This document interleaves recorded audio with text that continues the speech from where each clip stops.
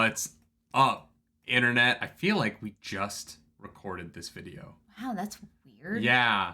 It's our spoiler chat for episode 7 of Halo on Paramount Plus because we get Nerdy Nightly. And we thought we'd share it with you.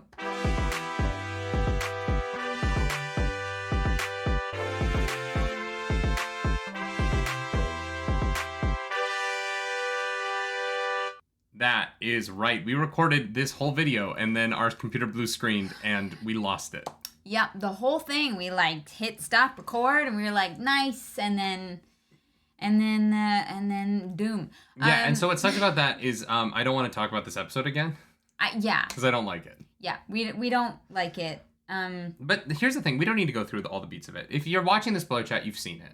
So let's talk about let's just get through the things that we have to talk about, and then let's get out of here. All right, 5 sentences. What happens in this episode? Kwan Ha. Yeah.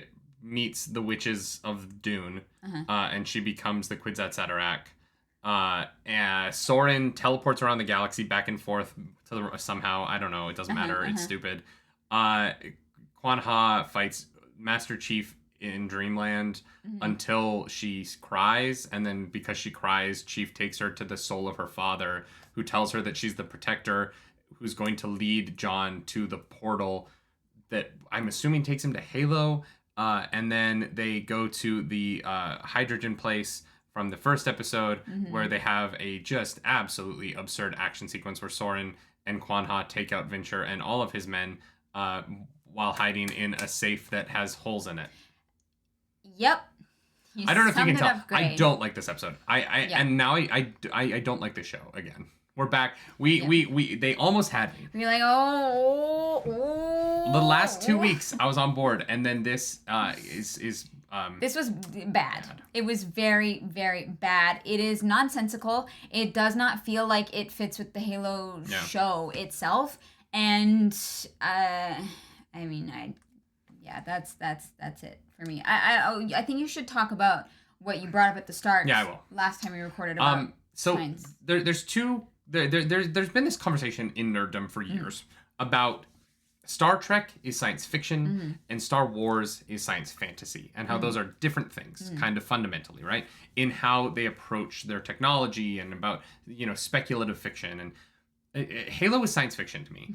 In the lore, it has always been about advancing evolution. Like Halsey's whole thing is like, I need to push humans to the brink of evolution so that we can continue to survive in the galaxy.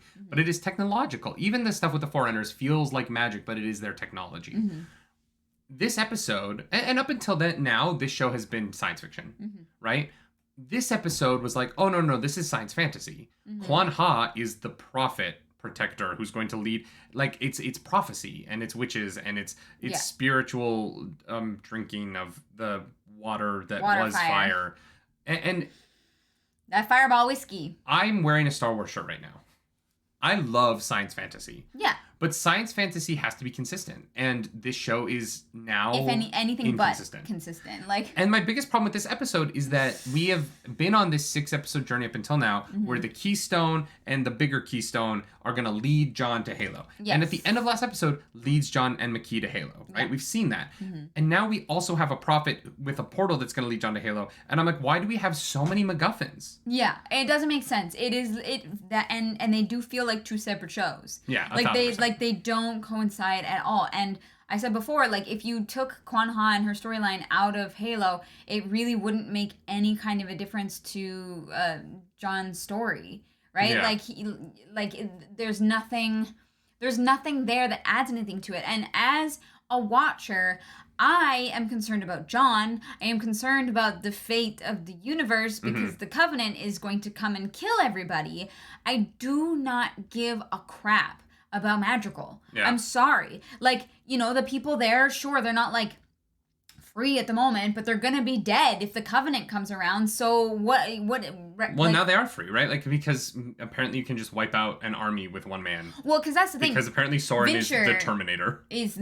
Venture made a mistake and brought his entire army, hundreds of people, to take out this little girl. And she blows up the hydrogen and hides inside of a safe that has holes in it. But also they're playing hide and seek around this fight. This fight is hide and seek.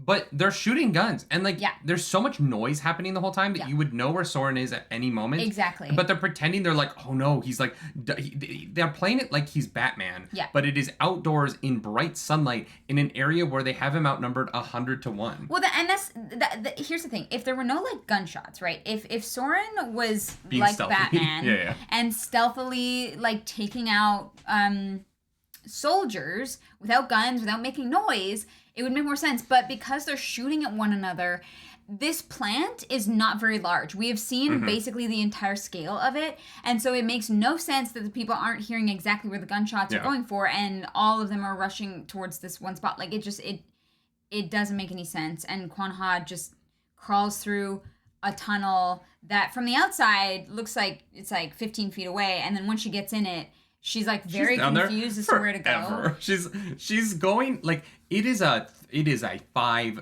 maybe 15-step walk. Yeah. To the center pillar, but she's down in those tunnels as if it is like Theseus and the Minotaur. Yeah. I kept expecting Venture to like somehow show up down there. Like, yeah. I just wanted to make sure because I want to say some nice things about the show. I thought that Bokeem Woodbine was incredible again as Soren. How he gets back to the Rumble and then back to Madrigal, no idea. It makes no sense because he just shows up places. Yeah, because on that he is stranded 100 miles in the desert from civilization. He walks those 100 miles after getting like knocked out. Like he's not well. So he gets knocked out, walks 100 miles, gets a ship off planet, goes home, plans a party, then throws a party, then does a heist with the people. He's gone for weeks. Yeah. Right? He's gone for at least a week. So I guess Kwan Ha is in her like dream sequence state for a couple of weeks. I guess she fought Master Chief more times than we saw. It makes absolutely no sense. But yes, he's fantastic. The actor does an amazing job. And I think that character is actually really interesting. They just keep like throwing him around and putting him where he needs to be. Yeah, I like all the actors in this episode. I think like the acting's fine. I didn't have a problem with performance. I just really, really struggled with the writing. And with the tonal shift. And not even the tonal shift, but the like literal like the shift in what genre the show is. Yeah. Is hard. Especially after it's been pretty consistent up until now. There's been no like magic prophecy stuff. Because the Blessed One stuff has been fantastical but it's forerunners, but it's also in a the human genetic bloodline. That's thing. Like it's a genetic thing that we find out, and like that's okay, right? Like I think that it's the explained with Halsey, science, I think the Halsey stuff is super interesting, and how she pushes the boundaries of science, and it's not magic that makes us Spartans. It's her like projects, and it's something that like she understands. Whereas like I couldn't even conceive of like how that would possibly work, but to her it makes sense, and to the people in this world it makes sense. Whereas, like, the magic Kwan Ha prophet protector thing is so far out of left field. Well, and I feel bad for the actress playing Kwan Ha because too. I feel like she's going to get a lot of flack for playing the, like...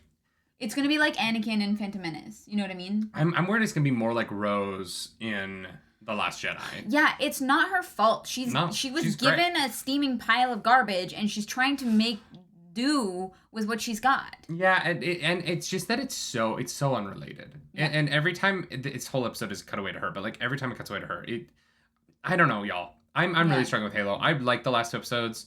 I thought they were great. Not great. I thought they were good. I enjoyed watching them. You know what I mean? But this was a departure. Yeah. From even the quality of this show, which is wild. Yep. Because this was nonsense. This was honestly like nonsense. And I brought this up because we've recorded this once already, so I'm trying to like bring up the points. This is bad Dune. Yeah. This is they took Dune, they took some of the interesting concepts from it, and then they executed it poorly. Yeah. And like I don't want to watch bad Dune. Make up your own shit. The reason that Dune worked as a movie is because it was so beautifully shot, and like this. Even then you didn't like it. I have problems with Dune. Yeah. I didn't understand the hype around it because they like butchered some of my favorite characters, and the fight didn't make any sense. But whatever. We're not talking about Dune. We're talking about this poor version of it. No, but we are talking about Dune. This episode is trying to be Dune. Yeah. You know what I mean? Yeah. That's what it is. Like prophecy. She's the Kwisatz Haderach. Yeah. She's gonna go ride Shai Hulud. You know what I mean? Like it just, but it's not great. And it's not her fault, but I know that the actress is going to catch so much shit from the internet because I know how the internet is. And I know how nerds are. And I know, like, I've been in Halo lobbies. I know the kinds of words that people use. It's an audience that might be a little bit aggressive towards minorities. And I don't think she deserves that. No, gosh. But at the same time, I can't defend the plot line that she is portraying in the show because bad. Yeah. No, the plot and the writing that she's been given sucks, but like she's showing up and she's doing her job, and you know, props to her for that. On the vein of like saying nice things, the scene between her and her like ancestors and her dad, as they like walk towards her when she was like hallucinating, whatever that was actually really beautiful. Yes. Like, the cinematography was really excellent in that. Well shot, touching. The guy who plays her dad, he's fantastic. It's great. Yeah. So I wish he was in good. the show more. Me too. Good. I would definitely see more stuff that he's doing if I don't know. Maybe we'll check his IMDb. But yeah, he's great. You loved the wigs. Yeah, it looks like they took all the like reject wigs from the House of the Dragon set, the ones that like didn't fit properly or had chunky hairlines. Or like Halo Paramount Plus, you can use those. It's like some of them are pretty good, some of them are fine, some of them are really, really bad. I have so many questions about the wigs though, because like, why does everyone have white hair? I think that it is a reference. You know what? I'm just not going to say it. All right. Because if I'm wrong about what I'm saying, I don't want to deal with the internet about it. I think the idea is that it is inherent to the like spiritual nature of what they do that their hair turns white. I think that is the real hair. Yeah, the wigs looked bad. Yeah. Could have definitely gotten better wigs. But yeah. Is this gonna be our shortest spoiler chat ever? Probably, because here's the thing, we kind of like did it once, so we know all the touchstones. Oh, the one thing I want to talk about that we didn't talk about last time, I thought Soren's wife was gonna end up being one of the witches because she has white hair. Because there's the moment where she's like, no, Quan Ha's alive. And then obviously she says like, because they tripled the bounty. But in that moment I was like, wait, is she like telecommunicating? Because now that magic is apparently a thing, I was like, is she telecommunicating with her sisters because her hair is the same color? Yeah, and it threw me off. Who knows? Honestly, also, wouldn't put it past there's the a show. whole thing with Squirrel. I don't care. It didn't seem important. I think it's going to be important. That engine that they stole from the UNSC is going to be important. The slip space drive. Because I think that Quan Ha, Soren, and Chief are going to use the engine that they stole from the UNSC to go to Halo. I think that'll be the end of episode 9. Right. But yeah, with only 3 episodes left, wasting one of them on this was wild. Yeah, it was a choice. They have 2 episodes left to wrap up this season. What are they gonna do? I feel like I feel like at the end of last episode we got to like the beginning of the plot. Yeah. You know what I mean? Yeah, 100%. And now I'm kind of like, man. oh my god, really? Okay. Because we still have to get. So I'm guessing I don't know what happens. We have to have some resolution between Chief and Halsey. We have to get to Halo. We have to have Makee betray them. Mm-hmm. And I guess that's just the end of the season, is them being like, oh no. I guess. The good news, Halo fans, is season 2 is definitely going to happen because Paramount Plus views the show as a massive success. Really? Yeah, the numbers in terms of viewership for Paramount Plus, this is like their number 1 show. Okay, y'all in the comments, are you watching this and enjoying it, or are you hate watching it? Please, I need to know, because like I watch and enjoy parts of it. I would have stopped watching. Like, oh yeah. Right? Like I have said that my time is valuable, and if you mess with it, I'm not gonna keep watching your shit. You know what I mean? And so I would have stopped watching at this point. But like, I'm so sorry you married me. No, I don't mind, guys.